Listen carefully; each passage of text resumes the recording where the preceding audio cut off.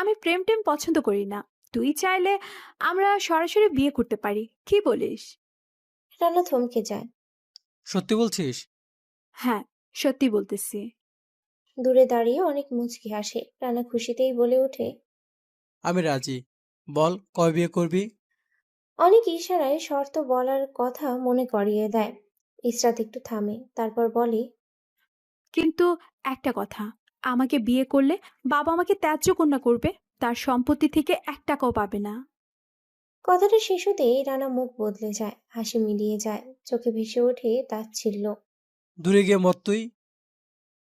সে ঝাঁঝালো গলায় বলে ওঠে। তোর মধ্যে রূপ ছাড়া আর কি আছে? প্রতিদিন নতুন নতুন ছেলেদের সাথে ঘষাঘষি করিস, ছেলেদের সাথে প্রেমের অভিনয় করিস। রানা আঙুল তুলে বলে।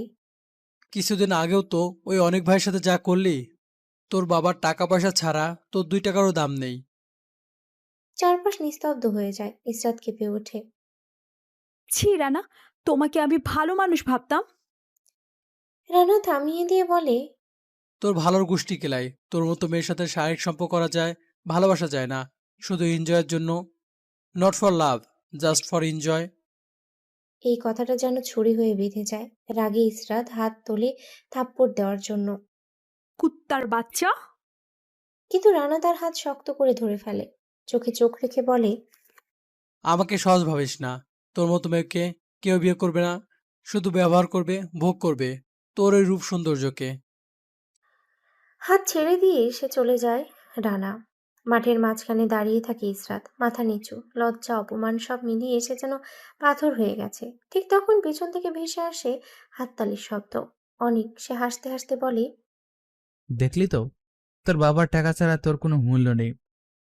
তার কণ্ঠে তীক্ষ্ণ ব্যঙ্গ। আর তোর এই সৌন্দর্য, ওটা শুধু ব্যবহার করার জন্য, ভোগ করার জন্য। ভাগ্য ভালো, এই বিষয়গুলো কেউ দেখে নাই, শুনে নাই।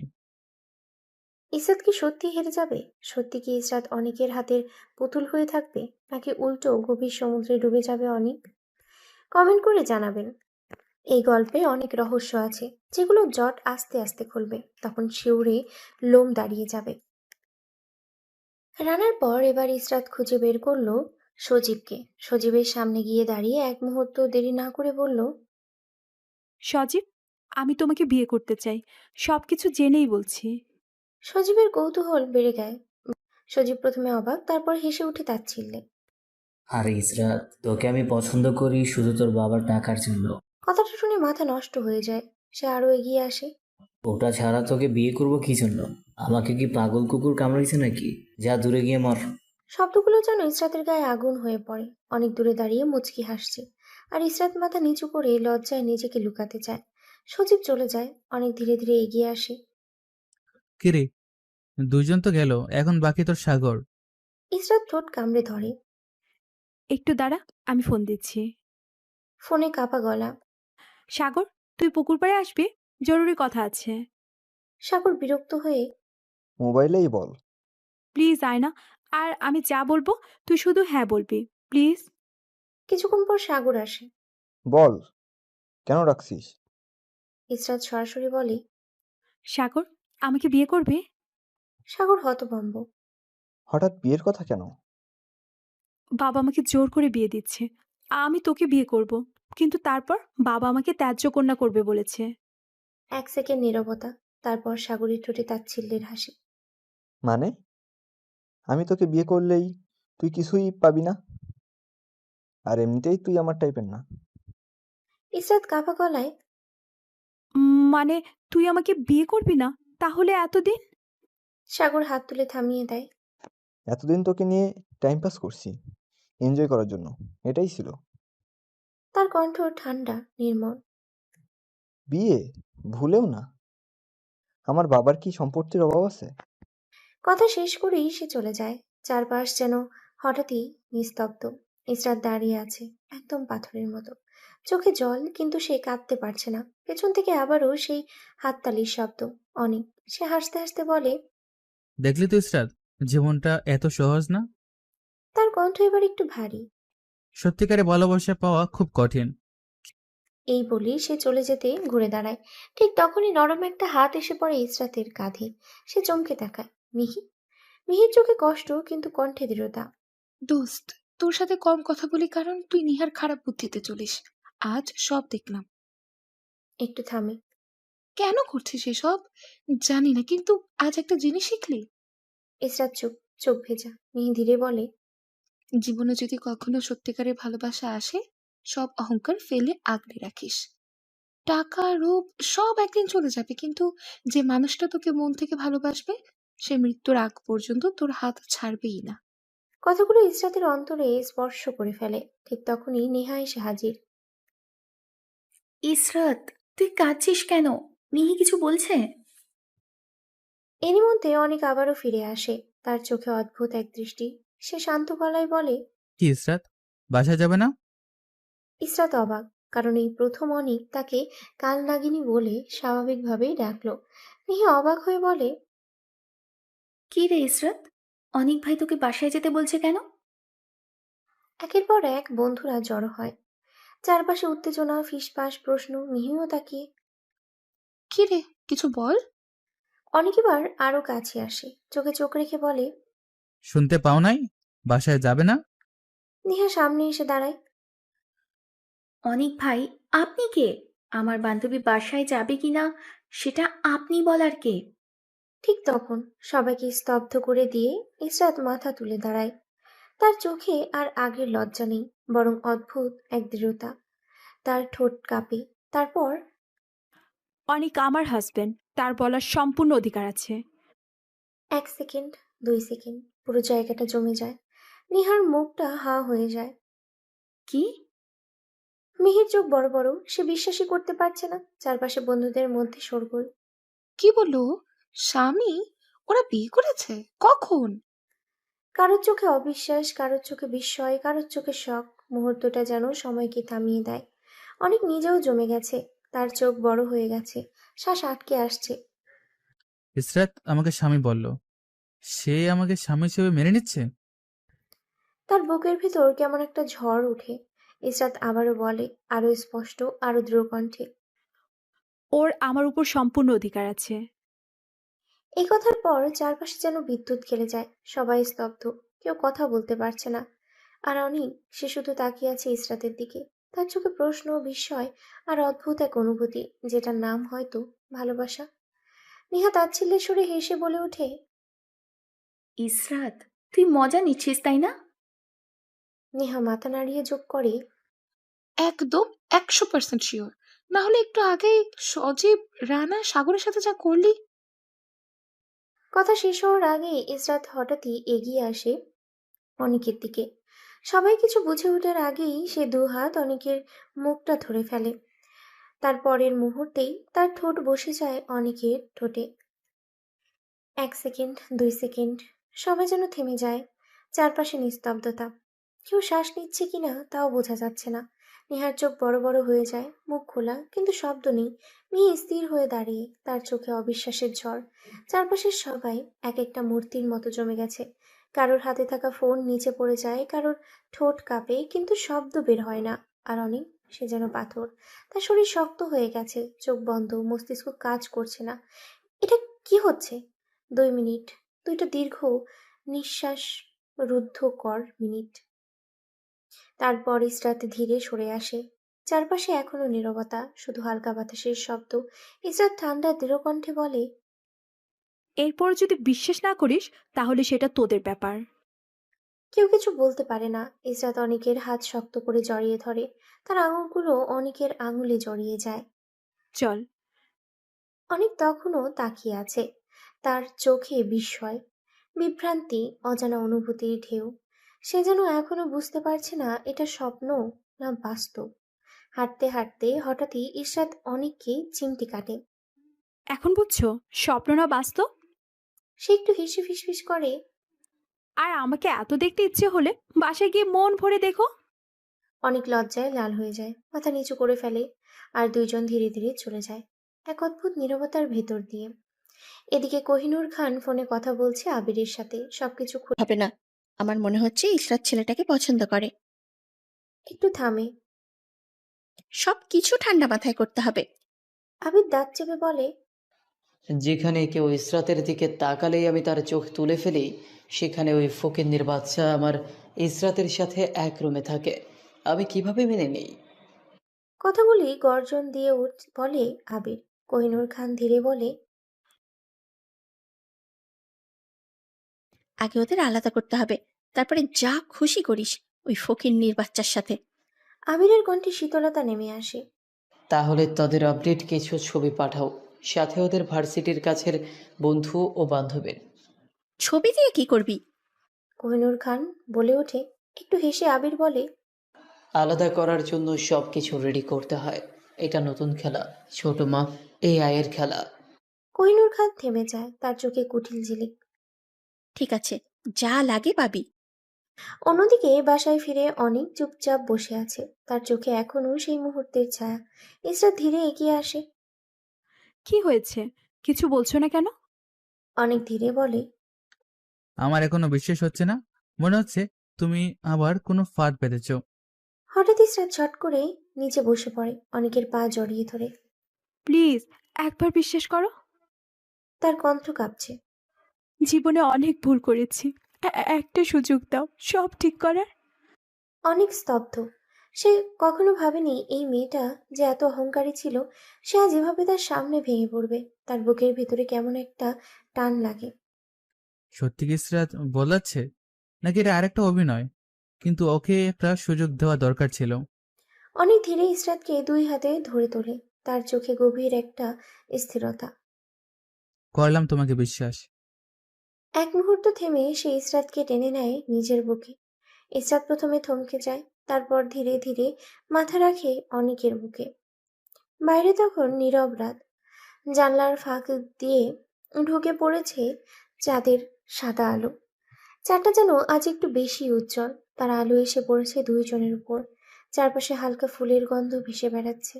রাতের জুই, রজনীগন্ধা, নরম বাতাস পর্দা দুলিয়ে যাচ্ছে। সবকিছু মিলিয়ে একটা অদ্ভুত শান্ত, গভীর ভালোবাসায় ভরা মুহূর্ত। অনেক আলতো করে ইসরাতের চুলে হাত বোলায়। ইসরাত চোখ বন্ধ করে ফেলে। তার বুকের ভেতরে জমে থাকা সব ভয়, সব কষ্ট ধীরে ধীরে গলে যাচ্ছে। এভাবেই থাকি। ফিসফিস করে বলে ইসরাত। অনেক হালকা হেসে তার কপালে ঠোঁট ছোঁয়ায়। সেই রাত দুজনের জীবনে নতুন এক অধ্যায় হয়ে থাকে।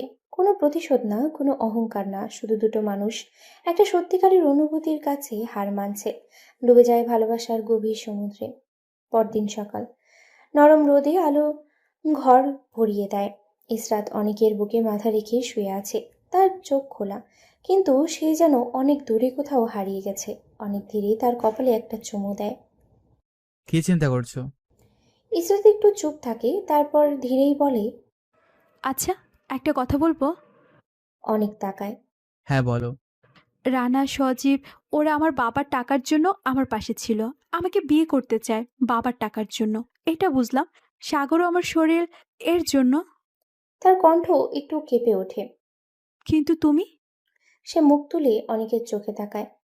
তুমি যে আমাকে টাকার জন্য ভালোবাসো না, সত্যিকারের ভালোবাসা, আমি সেটা কিভাবে বুঝবো?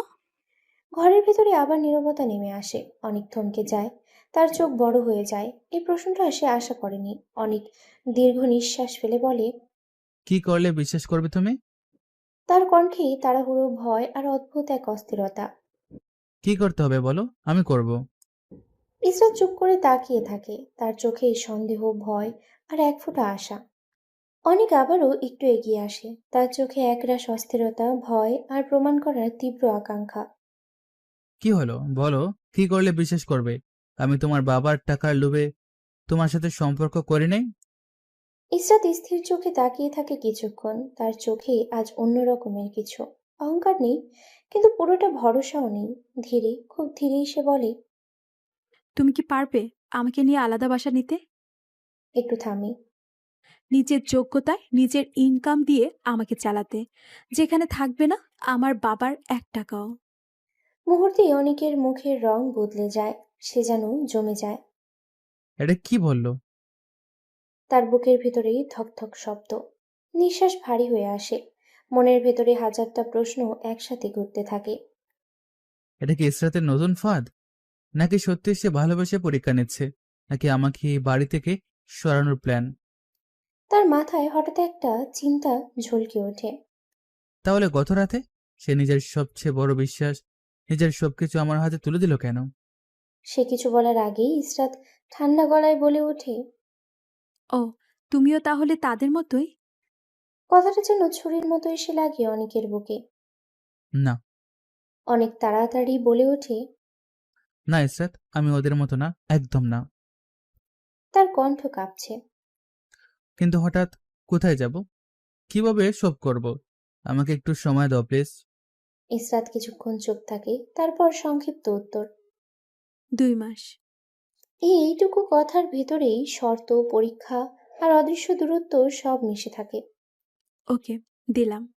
ইসরাত উঠে যায়, ওয়াশরুমের দিকে হেঁটে যেতে থাকে, আর অনেক সেখানেই বসে থাকে, নড়তে পারে না। তার মাথার ভেতর ঘুরছে শুধু একটাই প্রশ্ন। ইসরাত আসলে কি চায়? এটা কি সত্যি ভালোবাসা, নাকি আরেকটা নিখুঁত ফাঁদ? নিচে ইসরাত নামতেই কোহিনূর খান অপেক্ষা করছিল, তার চোখে কৌতূহল আর কুটিলতা। আমি আবিরকে সব বলেছি, ইসরাত থমকে যায়। আর ওর দেশে আসার ব্যবস্থা করেছি। একটু সময় লাগবে। ইসরাতের চোখ লাল হয়ে ওঠে, মা, তুমি কি পাগল? তার কণ্ঠে আতঙ্ক স্পষ্ট। আবির ভাই একটা সাইকো। এখানে এলে আমার জীবনটা জাহান্নাম হয়ে যাবে। কোহিনূর খান ঠান্ডা গলায়, আরে, আবির তোকে ভালোবাসে, তাই একটু পাগলামি করে। এটা ভালোবাসা না, ইসরাত চিৎকার করে ওঠে। এটা অতিরিক্ত বাড়াবাড়ি, এটা মেন্টাল সাইকোপনা। ইসরাত থামতে পারে না। ওর জন্য আমি কারোর সাথে কথা বলতে পারতাম না। কলেজে কেউ আমার পাশে দাঁড়াতো না, সবাই ভয় পেত। একটু থামে, তার কণ্ঠ ভারী হয়ে আসে। এখন ভার্সিটিতে কেউ জানে না আবির ভাইয়ের কথা। আমি একটু স্বাভাবিকভাবে বাঁচতে পারছি। কোহিনূর খান কিছুক্ষণ চুপ থাকে, তারপর বলে, ঠিক আছে, তুই যা, আমি দেখি কি করা যায়। ইসরাত চলে যায়। কোহিনূর খান একা দাঁড়িয়ে থাকে, তার চোখে সন্দেহের ছায়া। এই মেয়ের কি হলো? সে কি ওই ছেলেটাকে পছন্দ করা শুরু করেছে? তার ঠোঁটে ধীরে কুটিল হাসি ফুটে ওঠে। না, কিছু একটা করতেই হবে। সে ফোন তুলে নেয়, আবার কল করে। ওপাশের থেকে আবিরের কণ্ঠ। হ্যাঁ ছোট মা। সব শুনে আবিরের গলা ঠান্ডা হয়ে যায়, ভয়ঙ্কর ঠান্ডা। তুমি চিন্তা করো না ছোট মা। একটা অদ্ভুত হাসি তার কণ্ঠে মিশে যায়। আমি দেশে আসতে সময় লাগবে, একটু থামে। কিন্তু তার আগেই সব কিছু হয়ে যাবে। লাইন কেটে যায়। দূরে কোথাও যেন ঝড় তৈরি হচ্ছে, আর সেই ঝড় ধীরে ধীরে এগিয়ে আসছে অনিক আর ইসরাতের জীবনের দিকে। ইসরাত ভার্সিটিতে মাঠে পা রাখতেই নিহা যেন অপেক্ষায় ছিল। সে একদম ঝাঁপিয়ে পড়ে ইসরাতের সামনে। ইসরাত, সত্যি করে বল, কি হচ্ছে এসব? ইসরাত চারপাশে একবার তাকায়, তারপর নিঃশ্বাস ফেলে বলে, চল একটু সাইডে যাই। দুইজন একটু নির্জনে গিয়ে দাঁড়ায়। ইসরাত চোখে কৌতূহল আর উত্তেজনা। এখন বল। ইসরাত ধীরে ধীরে বলতে শুরু করে।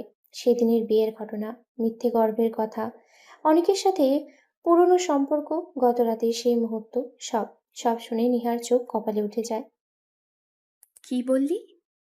তুই গত রাতে অনিক ভাইয়ের সাথে রোম্যান্স করেছিস? ইসরাত তাড়াতাড়ি তার মুখ চেপে ধরে। আসতে বল, না হলে পুরো ভার্সিটি জেনে যাবে। নিহা একটু থামে, তারপর ফিসফিসে বলে, ঠিক আছে, কিন্তু একটা কথা বল, তুই তো ওকে আলাদা হওয়ার কথা বলেছিস, তাহলে চলবি কিভাবে? ইসরাত এবার একটু চুপ হয়ে যায়, তার চোখে অন্যরকম গভীরতা নেমে আসে। হ্যাঁ, বলেছি।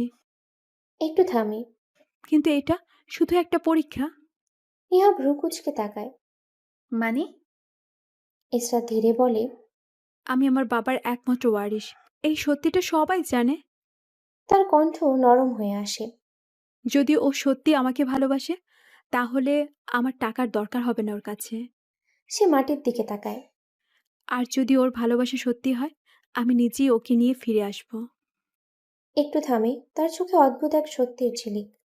জানিস তো দোস্ত, জীবনে টাকার চেয়ে একটা সত্যিকারের ভালোবাসার মানুষ অনেক বেশি দরকার। নিহা চুপচাপ শুনে, তারপর ধীরে মাথা নাড়ে। হুম, ঠিক বলছিস। এদিকে অনেক নিজের লড়াই শুরু করেছে। সে বড় বড় স্বপ্ন না দেখে ছোট্ট একটা শুরু বেছে নেয়। একটা টেক্সটাইল কোম্পানির চাকরি নেয়। তার মাথায় একটাই চিন্তা, নিজের পায়ে দাঁড়াতে হবে, প্রমাণ করতে হবে আমি পারি। প্রতিদিন নতুন করে শিখছে, ব্যবসা করছে, কিভাবে চলে, মানুষ কিভাবে কাজ করে, কিভাবে দাঁড়াতে হয় নিজের যোগ্যতায়।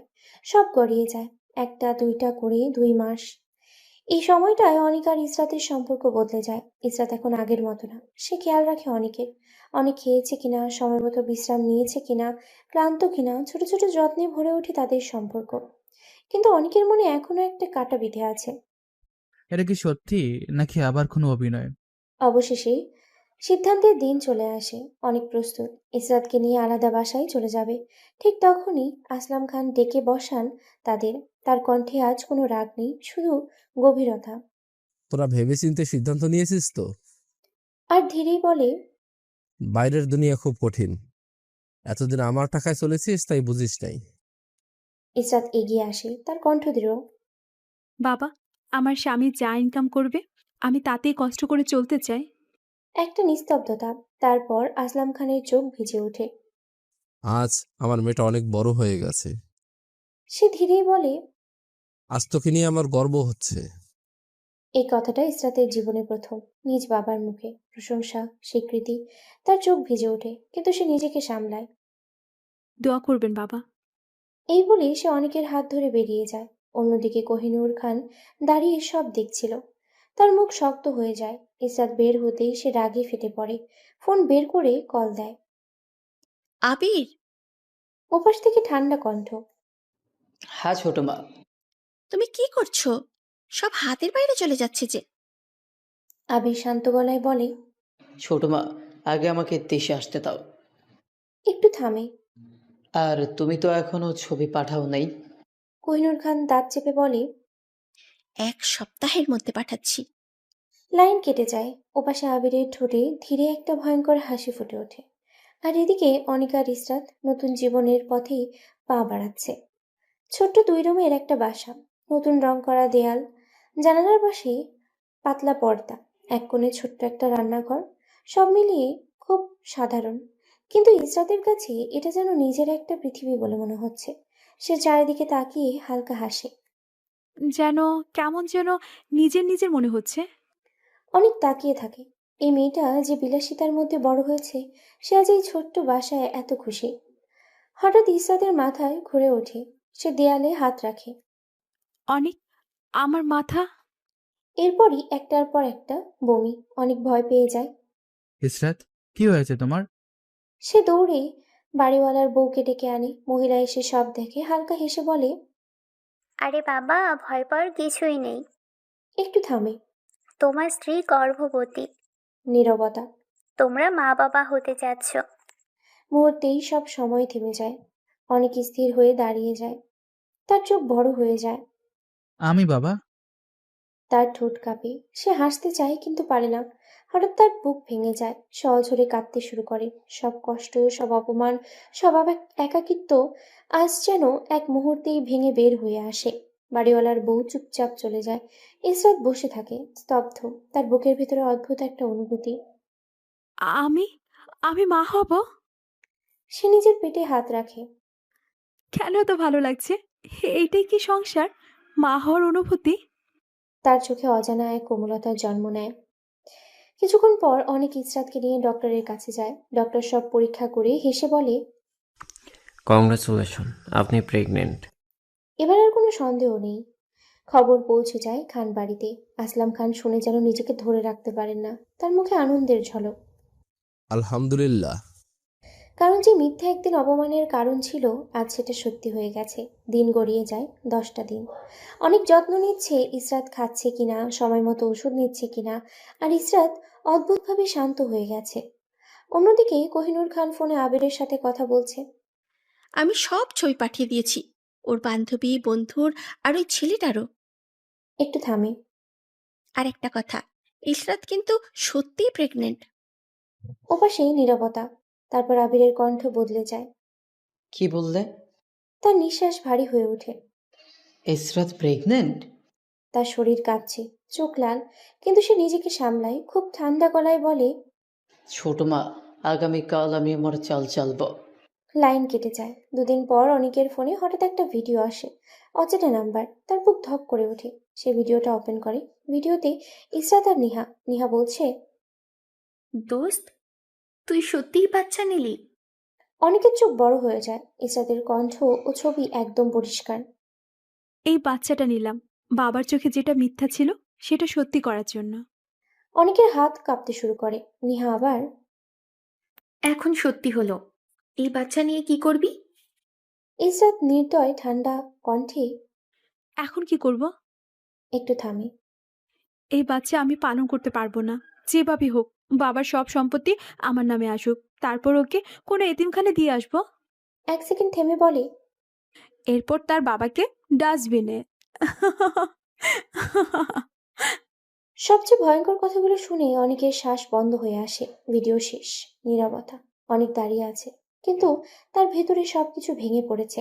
তার শরীর থরথর করে কাঁপছে, কপাল বেয়ে ঘাম ঝরছে। অনেকের সামনে যেন হঠাৎ করেই পুরো পৃথিবী উল্টো হয়ে গেল। একটা মাত্র ভিডিও দেখেই তার ভেতরের সমস্ত বিশ্বাস, সমস্ত নিশ্চয়তা ভেঙে চুরমার হয়ে গেল। মনে মনে এসে ভাবতে লাগলো, তাহলে কি এতদিন যা কিছু ছিল সবকিছু অভিনয়? ভালোবাসার নামে প্রতারণা? শুধু বাবার সম্পত্তির লোভে এত নিখুঁত একটা নাটক মঞ্চ করেছিল ইসরাত? নিজের সন্দেহকে আর দমিয়ে রাখতে না পেরে অনেক তড়িঘড়ি করে সেই নাম্বারে ফোন করলো, কিন্তু ফোন বন্ধ।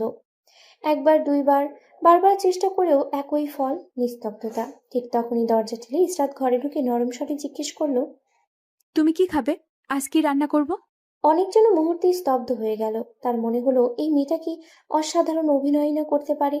বাইরে এত শান্ত ও এত স্বাভাবিক, আর ভেতরে লুকিয়ে আছে কত বড় ছলনা। মনে মনে সে তীব্র ঘৃণায় ফিসফিস করে ওঠে, কি নিখুঁত অভিনয়! কিন্তু আরে না, সব বুঝে ফেলেছি আমি। এখন শুধু অপেক্ষা আমার সন্তানের এই পৃথিবীতে আসার। ইসরাত আবারও বলল, কি হলো? কিছু বলছো না কেন? কি রান্না করব? অনেক নিজের ভিতরের আগুনটাকে কোনোভাবে চাপা দিয়ে শান্ত কণ্ঠেই বলে। তোমার যা ইচ্ছা সেটাই রান্না করো। এই উত্তর শুনে ইসরাতের মুখে একরাশ হাসি ফুটে ওঠে। সে খুশি মনে ঘর থেকে বেরিয়ে গেল, আর অনেক বিস্ময়ে তাকিয়ে রইল। এই অভিনয়ের গভীরতা তাকে প্রতিনিয়ত আরো বিভ্রান্ত করে তুলেছে। দিন যেতে লাগলো। প্রতিদিন ইসরাত নতুন করে তার দায়িত্ব, যত্ন আর ভালোবাসা দিয়ে অনেককে ঘিরে রাখে। অনেক অবাক হয়, তবুও মনে মনে তাকে দোষারোপ করে। সবকিছুই তার কাছে এক নিখুঁত অভিনয় ছাড়া আর কিছুই নয়। তবুও নিজের সমস্ত কষ্ট ভুলে একমাত্র অনাগত সন্তানের কথা ভেবে অনেক ইসরাতের যত্ন নেয়। সময় মতো ওষুধ খাওয়ায়, খেয়াল রাখে। এক অদ্ভুত টান আর দ্বন্দ্বে জড়িয়ে পড়ে তার জীবন। এইভাবেই কেটে যায় আরো 4টি মাস। ইসরাত এখন 6 মাসের গর্ভবতী। তার চলাফেরার কষ্ট স্পষ্ট, তবুও মুখে এক অদ্ভুত প্রশান্তি। এরই মধ্যে এক শুক্রবার আসলাম খান তাদের দুইজনকে নিজের বাসায় দাওয়াত দেন। অনেক ইসরাত সেখানে উপস্থিত হয়। ইসরাতের ভারী হয়ে ওঠা শরীর নিয়ে হাঁটতে কষ্ট হচ্ছিল, তবুও সে ধীরে ধীরে সব সামলাচ্ছিল। আসলাম খান আর আকরাম খান তাদের পরিবার সবাই মিলে একসাথে বসে খাওয়া দাওয়া করছিল। ঘর ভরে ছিল হাসি আর কথোপকথনে। খাওয়া শেষ হতেই হঠাৎ করে দরজার সামনে এসে এক অপ্রত্যাশিত আম, উপস্থিতি। আবির। ঘরের পরিবেশ যেন মুহূর্তেই জমে গেল। হঠাৎ করেই দরজার সামনে দাঁড়িয়ে থাকা ছেলেটি বিকট স্বরে বলে উঠল, ওয়েলকাম টু মিনহাজ বাবা মা চাচ্ছ ছোট মা। তার কণ্ঠে ছিল এক অদ্ভুত উচ্ছ্বাস, কিন্তু সেই উচ্ছ্বাসের ভেতরে যেন লুকিয়ে ছিল শীতল কোনো সুর, যা শুনে মুহূর্তেই পুরো ঘরটা নিস্তব্ধ হয়ে গেল। সবাই থমকে গেল। কারোর হাতের গ্লাস মাঝ আকাশে স্থির, কারোর মুখে অর্ধেক কথাই থেমে গেল। আসলাম খান বিস্ফোরিত চোখে তাকিয়ে রইলেন। তার ঠোঁট কাঁপছিল, কিন্তু কোনো শব্দ বের হচ্ছিল না। মনে মনে শুধু একটি কথাই প্রতিধ্বনিত হচ্ছিল, আবির, এ কিভাবে সম্ভব? ও তো ও যদি এখানে আসে তবে তো সব শেষ। আমার মেয়ের সংসার, তার জীবন। আকরাম খান চেয়ার থেকে আধা উঠে আবার বসে পড়লেন, যেন পায়ের নিচের মাটি হঠাৎই সরে গেছে। বাড়ির অন্য সদস্যরা একে অন্যের মুখের দিকে তাকাচ্ছে। অবিশ্বাস, ভয় আর বিস্ময়ের মিশ্র ছায়া সবার চোখে। কিন্তু সবচেয়ে বেশি স্থির হয়ে গেল ইসরাত। তার চোখ দুটো যেন হঠাৎ করেই বড় হয়ে উঠল। ঠোঁট শুকিয়ে এলো। মুখে কোনো শব্দ নেই, কিন্তু তার দৃষ্টিতে স্পষ্ট আতঙ্ক। যেন অতীতের কোনো দুঃস্বপ্ন হঠাৎই জীবন্ত হয়ে সামনে এসে দাঁড়িয়েছে। অনেক অবাক হয়ে একবার ইসরাতের দিকে, একবার আবিরের দিকে তাকাচ্ছে। সে বুঝতে পারছে এই মানুষটার আগমন সাধারণ কিছু নয়। এরপরই ঘটল আরেক দৃশ্য। আবিরের মা আর নিজেকে সামলাতে পারলেন না। আবির, আমার ছেলে। বলে ছুটে এসে তাকে জড়িয়ে ধরলেন। তার চোখ থেকে অঝরেই পানি ঝরছে, হাত কাঁপছে, যেন বহুদিনের হারানো ধন ফিরে এসেছে। আবিরের বাবা এগিয়ে এসে ছেলের কাঁধে হাত রাখলেন। চোখ ভিজে উঠেছে, কিন্তু নিজেকে শক্ত রাখার চেষ্টা করছেন। এই আবেগঘন মুহূর্তেও আবির স্থির। তার ঠোঁটে হালকা এক হাসি, না পুরো হাসি না পুরো নির্লিপ্ততা। সে ধীরে ধীরে মায়ের কাঁধে হাত রাখলো, কিন্তু সেই স্পর্শ ছিল না কোনো উষ্ণতা, বরং অদ্ভুত এক নিয়ন্ত্রিত শীতলতা। তার চোখ ঘুরে এলো সবার উপর দিয়ে, শেষে গিয়ে থামলো অনেকের উপর। একটু থেমে মাপা স্বরে বলল, আও, তুমি নিশ্চয় অনেক। তার কণ্ঠে কোনো রাগ নেই, কোনো প্রশ্ন নেই, বরং এক স্বাভাবিকতা যা অস্বাভাবিকভাবেই ভয়ঙ্কর। ভালোই হয়েছে তুমি আছো। সে হালকা হেসে বলল, পরিবার তো সম্পূর্ণ থাকলো। কথাগুলো সাধারণ, কিন্তু ভেতরে লুকিয়েছিল এমন এক ইঙ্গিত যা ঘরের বাতাসকে আরো ভারী করে তুলল। ইসরাতের বুকের ভেতর ধকধক শব্দ যেন বাইরে পর্যন্ত শোনা যাচ্ছিল। সে বুঝতে পারছে ঝড়টা এখনই শুরু হলো। আর আবির, সে যেন সেই ঝড়েই নীরব নিয়ন্ত্রক। ঠান্ডা মাথায় এক খেলোয়াড়, যে প্রতিটি চাল খুব হিসেব করে দেয়, আর যার পরবর্তী পদক্ষেপ কারোর পক্ষেই আন্দাজ করা সম্ভব নয়। আবির ধীরে ধীরে সামনে এগিয়ে এলো। তার মুখে একটু উত্তেজনা নেই, নেই কোনো বিস্ময়, বরং অস্বাভাবিক শান্ত এক অভিব্যক্তি। সে অনেকের সামনে দাঁড়িয়ে খুব স্বাভাবিক ভঙ্গিতে হাত বাড়িয়ে দিল। হ্যালো মিস্টার অনিক, আমি তোমার স্ত্রী ইসরাতের কাজিন আবির। কথাগুলো এতটাই সহজ, এতটাই স্বাভাবিক, যেন এটাই হওয়া উচিত ছিল। অনেক কিছুটা দ্বিধা নিয়ে হাত বাড়িয়ে দিল। হাই, আমি অনেক। দুজনের হাত মেলানোটা ছিল খুব সাধারণ একটি দৃশ্য, কিন্তু সেই সাধারণভাবেই লুকিয়েছিল এক অদ্ভুত অস্বস্তি, এক চাপা ভয় যা পুরো ঘরের বাতাসকে ভারী করে তুলল। কারণ আবিরের এই আচরণ স্বাভাবিক না। যে মানুষটা হঠাৎ করে এতদিন পর ফিরে এলো, যার আগমনই সবার মুখের রং বদলে গেল, সে কিভাবে এত সহজভাবে ইসরাতের স্বামীকে মেনে নিতে পারে? এই প্রশ্নটাই যেন নিঃশব্দেই সবার মনে ছড়িয়ে পড়ল। ইসরাতের বুক কেঁপে উঠল। সে জানে এই মানুষটা এমন না। তার এই শান্ত মুখ, এই সহজ ভঙ্গি, সবই একটা মুখোশ। তার মনে একটাই কথা ঘুরপাক খেতে লাগলো। আবির এত সহজভাবে মেনে নিচ্ছে? না, এটা আবির হতে পারে না। ও কখনো এমন ছিল না। তাহলে ও কি কিছু পরিকল্পনা করছে? তার হাতের আঙ্গুলগুলো অজান্তেই কাঁপছিল। চোখ নামিয়ে রাখলেও সে অনুভব করছিল আবিরের দৃষ্টি তার উপরেই স্থির। অন্যদিকে আসলাম খানের অবস্থা আরো শোচনীয়। তার কপালে ঘাম জমেছে। তিনি ভালো করেই জানেন আবির যদি চুপ থাকে সেটাই সবচেয়ে ভয়ঙ্কর। মনে মনে তিনি আতঙ্কে ভেঙে পড়ছিলেন। ও কিছু বলছে না কেন? কেন প্রশ্ন করছে না? ইশরাতের বিয়ে, তার স্বামী, সবকিছু এত সহজে মেনে নিচ্ছে? না না, এটা ঝড়ের আগের নিস্তব্ধতা। আবির কখনো এমন না। ও চুপ মানেই ও বড় কিছু করবে। আকরাম খানও গম্ভীর হয়ে গেলেন। তিনি একবার ছেলের দিকে, একবার অনেকের দিকে তাকালেন, কিন্তু কিছুই বুঝে উঠতে পারছেন না। ঘরের অন্য সদস্যদের মধ্যেও এক অদ্ভুত অস্বস্তি ছড়িয়ে পড়েছে। কারোর মুখে কথা নেই, কিন্তু সবার চোখে একই প্রশ্ন, এই নীরবতার পেছনে কি লুকিয়ে আছে? আর আবির, সে হাত ছাড়ার পরও অনেকের দিকে তাকিয়ে রইল কয়েক সেকেন্ড। তার ঠোঁটের কোণে ধীরে ধীরে ফুটে উঠল এক মৃদু হাসি, না খুব বড়, না খুব ছোট, কিন্তু অস্বাভাবিকভাবেই স্থির। তার চোখে ছিল না কোনো আবেগ, ছিল শুধু হিসেব, পরিমিত ঠান্ডা হিসেব। সে ধীরে ধীরে বলল, তোমাদের দেখে ভালো লাগছে, সত্যি। কথাটা শুনতে যতটা সহজ, তার ভেতরের শীতলতা ততটাই গভীর। এই একটি বাক্যই যেন সবার মেরুদণ্ড বেয়ে ঠান্ডা একটা স্রোত নেমে গেল।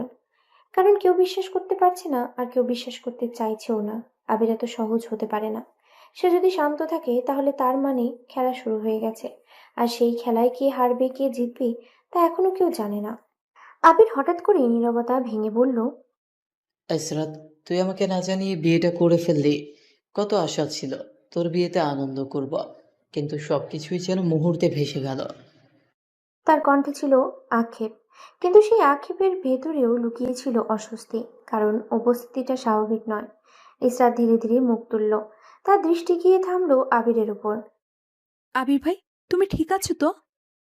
আসলাম খানও তাড়াতাড়ি যোগ করলেন, হ্যাঁ আবির, ইশরাত ঠিকই বলেছে। তুই ঠিক আছিস তো? আবির হালকা করে মাথা কাত করল। তার ঠোঁটে সেই একই মৃদু নিয়ন্ত্রিত হাসি। ছোট বাবা, তোমরা এমন প্রশ্ন করছো কেন? আমি সব জানি। মানুষ তো সময়ের সাথে বদলায়, তাই না? কথাগুলো খুব সাধারণ, কিন্তু তার চোখে ছিল না কোনো স্বাভাবিকতা। সামিরা খান বিরক্ত গলায় বললেন, হয়েছে, অনেক কথা বলেছিস। এখন কয়েকদিন রেস্ট নে, তারপর এসব নিয়ে কথা হবে। আবির মৃদু হেসে মাথা নাড়ল। রেস্ট না মা, আমি কাল সকালে কক্সবাজার যাচ্ছি। বন্ধুরা আছে, ওদের সাথে সকালে বের হব। এতটা স্বাভাবিক ভঙ্গিতে কথাটা বলল যেন কিছুই ঘটেনি। তারপর আর এক মুহূর্তও দাঁড়ালো না। ধীরে স্থির পায়ে নিজের রুমের দিকে হাঁটতে শুরু করলো। তার প্রতিটি পদক্ষেপ যেন মাপা, না তাড়াহুড়ো না দ্বিধা, শুধু অদ্ভুত এক নিয়ন্ত্রিত ছন্দ। ঘরে আবার নীরবতা থেমে এলো। আসলাম খানের বুকের ভেতরে ধকধক শব্দ বাড়তে লাগলো। মনে মনে তিনি আতঙ্কে কেঁপে উঠলেন। এটা কি সত্যি আবির? সেই বদরাগী নিয়ন্ত্রণহীন ছেলে এতটা শান্ত হয়ে গেল কিভাবে? না, এটা স্বাভাবিক না। এটা ঝড়ের আগের স্তব্ধতা। ইসরাত যেন এখনো শখ কাটাতে পারেনি। তার মাথার ভিতর ঘুরছে হাজারটা প্রশ্ন। এইটা কি সত্যি আবির ভাই, নাকি এটা তার নতুন কোনো রূপ? আমি কি ভুল ভাবছি? না না, আমাকে অনেককে নজরে রাখতে হবে।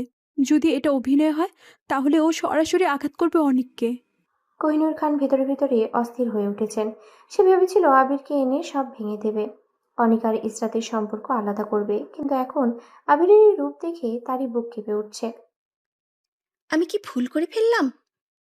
আবিরের মা বাবাও নিশ্চুপ। তাদের চোখে আনন্দের সাথে মিশে গেছে ভয়। নিজের ছেলেকে যেন নতুন করে চিনতে পারছে না তারা। অনেক ধীরে ইসরাতের দিকে ঝুঁকে ফিসফিস করে বলল। এই, এটাই কি সেই আবির যাকে তোমার বাবা সাইকো বলেছিল? ইসরাত ধীরে মাথা নেড়ে বলল। হ্যাঁ, এইটাই সে আবির। অনেক অবিশ্বাসের হাসি দিল। একদমই তো মনে হচ্ছে না। ইসরাতের ঠোঁট কেঁপে উঠল। আগে সে সাইকো ছিল, কিন্তু এখন এখন সে তার চেয়েও ভয়ঙ্কর কিছু হয়ে ফিরে এসেছে। ঠিক সেই মুহূর্তে ইসরাতের দৃষ্টি হঠাৎ করেই আটকে গেল। সিঁড়ির মোড়ে দাঁড়িয়ে আছে আবির। সে ঘুরে তাকিয়েছে। তার চোখ, সেই চোখে ছিল না কোনো রাগ, না কোনো উন্মাদনা, ছিল এক অদ্ভুত স্থিরতা, যেন গভীর অন্ধকার পানির নিচে লুকিয়ে থাকা কিছু। তার ঠোঁটের কোণে ধীরে ধীরে ফুটে উঠল এক মুচকি হাসি। খুব সামান্য, কিন্তু অস্বাভাবিকভাবেই নিখুঁত। সেই হাসি যেন মুখে নয়, চোখে। এমন এক হাসি যেখানে উষ্ণতা নেই, শুধু আছে হিসেব আর অদৃশ্য কোনো সংকেত। ইসরাতের শরীর ঠান্ডা হয়ে গেল। তার মনে হলো আমি শুধু তাকাচ্ছে না, সে যেন ভেতরটা পড়ে ফেলছে। আসলাম খানও সেই দৃষ্টি ধরলেন, আর তার বুকের ভেতরটা হিম হয়ে গেল। ওই এক দৃষ্টিতেই যেন স্পষ্ট হয়ে উঠল এই শান্ত ছেলেটা আগের থেকেও বেশি বিপজ্জনক। সিঁড়ির মোড়ে দাঁড়িয়ে আবির যখন ইসরাত আর আসলাম খানের দিকে তাকালো, সেই দৃষ্টি ছিল নিঃশব্দ, কিন্তু ভিতরে লুকোনো ছিল এক অশুভ ঝড়। তার চোখের ভিতরে যেন জমাট বাঁধা অন্ধকার, আর সেই অন্ধকারের আড়ালেই জন্ম নিচ্ছে হিসেবে প্রতিশোধ। মনে মনে সে যেন ফিসফিস করে উঠল। মিস্টার আসলাম খান, মিস ইসরাত, তোমরা যতই চাল দাও, আমি তার আগেই পথ বদলাই। খেলা তোমরা শুরু করেছ, ভেবে ভুল করছো। আমি অনেক আগেই শুরু করে দিয়েছি। আর ইসরাত, তুই শুধু আমার। কেউ যদি তোর দিকে চোখ তুলে তাকে আমি তার চোখ তুলে ফেলি। আর এই অনেকের বাচ্চা তোর শরীর স্পর্শ করেছে, তাকে আমি টুকরো টুকরো করে মাটির নিচে পুঁতে ফেলবা। তবে তোর শাস্তি হবে ভয়াবহ শাস্তি। তার ঠোঁটে সেই মুচকি হাসি আরো গাঢ় হলো, শীতল, ধীর আর অস্বাভাবিকভাবেই স্থির। ইসরাতের দিকে তাকিয়ে তার দৃষ্টি আরো তীক্ষ্ণ হয়ে উঠল। তুই আমার, শুধু আমার। আমার জিনিসে অন্য কারো ছোঁয়া আমি মেনে নিই না। কিন্তু এই ভয়ঙ্কর ভাবনাগুলো তার মুখে ফুটে উঠল না। সে ছিল সম্পূর্ণ নীরব। শুধু তার চোখ আর সেই মৃদু হাসি, যা দেখলেই মনে হয় বিপদ খুব কাছে।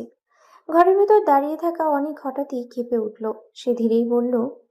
ইসরাত, এই আবিরের চোখটা আমার দিকে এমনভাবে তাকাচ্ছে, মনে হচ্ছে যেন কোনো ভয়ঙ্কর হুমকি দিচ্ছে। ইসরাত চমকে উঠল। তার বুক ধকফক করতে লাগলো। তুমি তুমি কিভাবে বুঝতে পারলে? অনেক কিছুক্ষণ চুপ করে রইল।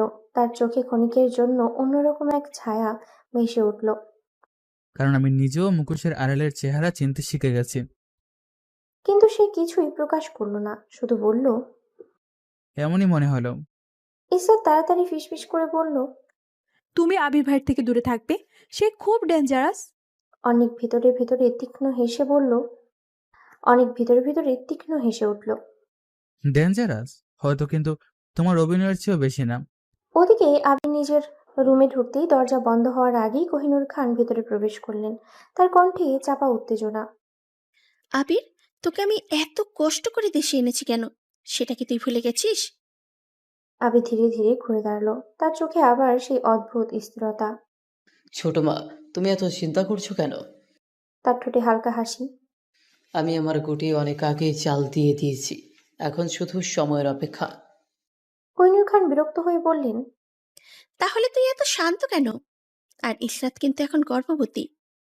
কথাটা শুনেই আবির কয়েক সেকেন্ড চুপ রইল, তারপর খুব ধীরে খুব নিচু স্বরে বলল, ছোট মা, আমার ভেতরের আগুনটা যদি তুমি দেখতে তাহলে সহ্য করতে পারতে না। তার চোখের দৃষ্টি হঠাৎ করেই বদলে গেল, আরো গভীর ও অন্ধকার। আর ইসরাত গর্ভবতী কেন সেটা তো তুমি ভালো করে জানো। তার কণ্ঠে এবার অদ্ভুত এক নিশ্চয়তা, যেন সবকিছু তার নিয়ন্ত্রণে। আর একটু অপেক্ষা করো, আমি কাল কক্সবাজার যাচ্ছি, ফিরতে একটু সময় লাগবে। সে জানলার দিকে তাকালো, দূরের অন্ধকারে দৃষ্টি স্থির করে বলল, এই সময়ের মধ্যেই সব কিছু হয়ে যাবে। ঘরের বাতাস হঠাৎ করেই ভারী হয়ে উঠল, কারণ তার কথাগুলো শুধু কথা ছিল না, সেগুলো ছিল একটা আসন্ন ধ্বংসের ঘোষণা। পরদিন খুব ভোরে, কোনো আনুষ্ঠানিক বিদায় না জানিয়ে আবির বেরিয়ে গেল। প্রথমে কক্সবাজার, সেখান থেকে রাঙামাটি, তারপর সুন্দরবন। এক জায়গা থেকে আরেক জায়গায় ঘুরে বেড়াতে লাগলো সে। বাইরে থেকে দেখলে মনে হয় একজন মানুষ নিজেকে সময় দিচ্ছে, দূরে থাকছে সব ঝামেলা থেকে, কিন্তু ভেতরে ভেতরেই আবিরের প্রতিটি পদক্ষেপ হিসেব করে নেওয়া। সে জানে আমি যত দূরে থাকবো ততই নির্দোষ প্রমাণ হবে। তার ঠোঁটে সেই পরিচিত মুচকি হাসি, নীরব কিন্তু ভয়ঙ্কর। ওদের সম্পর্ক ভাঙবে, আর কেউ বুঝতেও পারবে না এটা আবিরের খেলা। দিন গড়িয়ে যায়, সময়ের সাথে সাথে ইসরাতের প্রসবের দিন ঘনিয়ে আসে। হাসপাতালের করিডোরে দাঁড়িয়ে আছে অনেক, মাথার ভেতরে চাপা উত্তেজনা, উদ্বেগ, সবকিছু মিলেমিশে এক অদ্ভুত অস্থিরতা। ঠিক তখনই তার মোবাইল ফোনে আবারও সেই অচেনা নাম্বার থেকে আরেকটা ভিডিও আসে। কাপা হাতে ভিডিওটি চালু করতেই স্ক্রিনে ভেসে ওঠে ইসরাত, আর তার সামনে নেহা। ইসরাতের কণ্ঠ ঠান্ডা, নির্দয়। যদি বাচ্চাটাকে এতিমখানে দিতে না পারি তাহলে উপরে পাঠিয়ে দেব। ভিডিওটা শেষ হতেই অনেকের শরীর থরথর করে কেঁপে উঠল, শ্বাস যেন আটকে আসছে, তার চোখে অবিশ্বাস। একটা মানুষ, একটা মা এতটা নির্মম হতে পারে? সে তড়িঘড়ি করে সেই নাম্বারে ফোন দিল, কিন্তু কল কেটে দেওয়া হলো। এরপরই একটি মেসেজ, নিজে বাঁচতে চাইলে কিংবা সন্তানকে বাঁচাতে চাইলে বাচ্চা হওয়ার সাথে সাথে বাচ্চা সহ শহর ছেড়ে চলে যাও, না হলে আজ বাচ্চাকে মেরে কাল তার দায়িত্ব তোমার ঘাড়ে চাপিয়ে দেওয়া হবে। মেসেজটা পড়ে অনেকের হাত ঠান্ডা হয়ে গেল, শরীরের লোম খাড়া হয়ে উঠল। সে একেবারে একা, শ্বশুর দেশের বাইরে, শাশুড়ির সাথে সম্পর্ক এমনিতেই খারাপ। এখন আমি কি করব? ঠিক তখনই ডক্টর বেরিয়ে এলেন। মিস্টার রনিক, অভিনন্দন, আপনার একটা কন্যা সন্তান হয়েছে, তবে আপনার স্ত্রী এখনো জ্ঞান ফেরেনি। এক মুহূর্তের জন্য সব ভয় ভুলে গিয়ে অনেক মাথা নিচু করে আল্লাহর কাছে শুকরিয়া আদায় করলো। তারপর দ্রুত সব ফর্মালিটি শেষ করে কেবিনের দিকে এগোলো। দরজা খুলতেই সে হঠাৎ থমকে গেল। ইসরাত অচেতন অবস্থায় শুয়ে আছে, আর তার পাশ থেকে একজন মুখোশ পরা মহিলা সদ্য জন্ম নেওয়া শিশুকে নিয়ে বের হয়ে যাচ্ছে। 1 সেকেন্ড, 2 সেকেন্ড, এরপরে অনেকের ভেতরে সবকিছু বিস্ফোরিত হয়ে উঠল। সে দৌড়ে গিয়ে মহিলাটিকে আঘাত করলো, মহিলাটি মাটিতে লুটিয়ে পড়ল। কোনো কিছু না ভেবে, কোনো দিকে না তাকিয়ে নিজের মেয়েকে বুকে জড়িয়ে নিয়ে অনেক হাসপাতাল থেকে বেরিয়ে গেল। কয়েক ঘন্টা পর ইসরাতের জ্ঞান ফিরল। চোখ খুলতে দেখে তার পাশে বসে আছে তার মা কোহিনূর খান, তার মাথায় ব্যান্ডেজ। ইসরাত কাঁপা গলায় বলল, মা, তোমার মাথায় কি হয়েছে? কোহিনূর খান গম্ভীর স্বরে বললেন, ওসব বাদ দে। এই যে ওষুধগুলো, অনেক কি তোকে নিয়ম করে খাওয়াতো? ইসরাত মাথা নাড়ল। হ্যাঁ মা, সে নিজ হাতে খাওয়াতো। কিন্তু কেন? কোহিনূর খানের চোখ কঠিন হয়ে উঠল। কারণ এই ওষুধগুলো তোর প্রেসক্রিপশনে ছিল না। ডাক্তার বলেছে এই ওষুধ খেলে বাচ্চা পেটের ভিতরেই মারা যায়। এক মুহূর্তে ইসরাতের দুনিয়া ভেঙে পড়ল। সে হঠাৎ চিৎকার করে উঠল, আমার সন্তান, আমার বাচ্চা কোথায় মা? কিন্তু সে তার বাচ্চা আশেপাশে কোথাও দেখে না। কোহিনূর খান ধীরে কিন্তু বিষ মিশানো কণ্ঠে বললেন, তোর ডেলিভারির খবর পেয়ে আমি হাসপাতালে আসি, দেখি অনেক দাঁড়িয়ে কারোর সাথে কথা বলছে। বলছে বাচ্চাটাকে ওষুধ দিয়ে দিয়ে পেটের মধ্যে মেরে ফেলেছি। সব হিসাব মিটে গেল, আমার পরিশোধ নেওয়া শেষ। আমি সব শুনে ফেলি, আর তখনই সে আমাকে আঘাত করে পালিয়ে যায়। তিনি থামলেন, তারপর আবারও বললেন, আমি তোর বাসা থেকে সব ওষুধ এনে ডাক্তার দিয়ে চেক করাই, সেখানে এই ওষুধ পাওয়া গেছে। ওষুধগুলো সে নিজেই এনেছে তোর বাচ্চাকে মেরে ফেলার জন্য।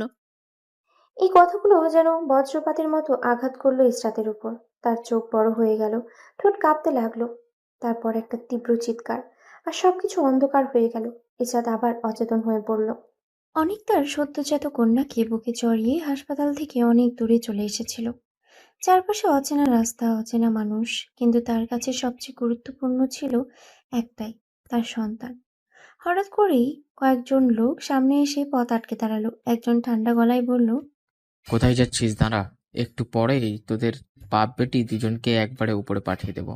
কথাগুলো এতটাই স্বাভাবিকভাবেই বলা, যেন এটাই তাদের প্রতিদিনের কাজ। অনেকের শরীর কেঁপে উঠল, নিজের জন্য না, তার বুকের সাথে জড়িয়ে থাকা ছোট্ট প্রাণটার জন্য। লোকগুলোর একজন ফোন বের করে কারোর সাথে কথা বলল। হ্যাঁ, বাপ বেটি দুজনকেই পেয়েছি। এখন কি শেষ করে দেব? ওপাশ থেকে কি বলা হলো অনেক শুনতে পেল না, কিন্তু লোকটা আবারও বলল, ঠিক আছে, কিন্তু আমার কন্ট্রাক্টরে 10 লাখ টাকা রেডি রাখবেন। একথা শুনে অনেকের গলা শুকিয়ে গেল, সবকিছুই যেন স্পষ্ট হয়ে উঠল। এটা কোনো আকস্মিক ঘটনা না, সবকিছুই পরিকল্পিত। লোকটা যখন এগিয়ে এসে আঘাত করতে যাবে, ঠিক তখনই অনেক কাপা গলায় বলে উঠল, ভাই, আমাকে কে মারতে পাঠিয়েছে সেটা আমি জানি, কিন্তু একটা কথা বলবেন, আমাদের মারার জন্য কত টাকা দেওয়া হয়েছে? লোকগুলোর মধ্যে একজন একটু হেসে বলল, অনেক টাকা, 10 লাখ। অনেক এক মুহূর্ত দেরি না করে বলল, আমি আপনাদের 20 লাখ টাকা দেব, আমাদের মারবেন না। আমি এই শহর ছেড়ে চলে যাব। আপনারা আপনার মালিককে বলবেন আমাদের মেরে ফেলেছেন, তাহলে তার থেকেও 10 লক্ষ টাকা পাবেন। কথাগুলো শুনে লোকগুলো একে অপরের দিকে তাকালো, চোখে লোভের ঝিলিক স্পষ্ট। একজন সন্দেহের গলায় বলল, সত্যি বলছিস তো? পরে পোল্টি মারবি না তো? অনেক শান্ত গলায় বলল, আমাকে ব্যাংকে নিয়ে চলুন, আমি এক্ষুনি টাকা তুলে আপনাকে দিয়ে দেব। অন্যদিকে হাসপাতালের কেবিনে ধীরে ধীরে জ্ঞান ফিরল ইসরাতের। চোখ খুলতেই তার বুক ধকফক করতে লাগলো। মা, অনেক যে এটা করতে পারে, আমি বিশ্বাস করব কিভাবে? কোহিনূর খান ঠান্ডা গলায় বললেন, তুই আসলেই বোকা। সে যদি নির্দোষ হতো তাহলে এখন কোথায়? এই সময় তো তার তোর পাশে থাকার কথা ছিল, কিন্তু সে পালিয়ে গেছে, কারণ সে অপরাধী, সেটা আমি এখন জেনে গেছি। ইসরাত কাপা গলায় বলল, তাহলে আমি ওর বিরুদ্ধে মামলা করব মা, আমি এক্ষুনি থানায় যাব। কোহিনূর খান দ্রুত তাকে থামালেন। তুই পাগল নাকি? এসব করলে তোর বাবা সব জেনে যাবে। তুই অনিকের সাথে যা করেছিস, আর অনিকের বিরুদ্ধে কোনো প্রমাণও তো নেই। সে যে এই ওষুধ এনেছে তার নিশ্চিত প্রমাণ নেই আমাদের হাতে।